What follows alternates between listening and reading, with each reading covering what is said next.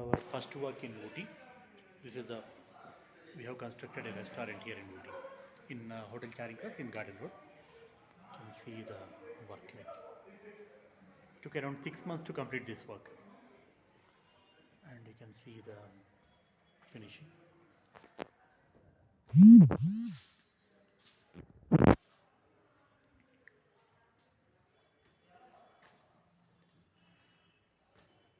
So the woodwork and all you can see on the top. You have completed it. This will be the reference. This is our first construction work in Ooty. We have completed the work almost. This is for a coffee day.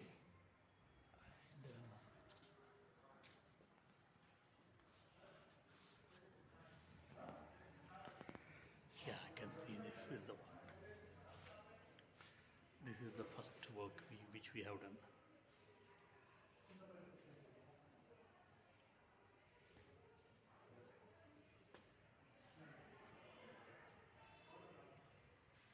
So we are starting a new construction company here in Ooty, and we'll be constructing a lot of resorts, villas and all. This is the first work which we have completed. You can see back to me, the woodwork and all.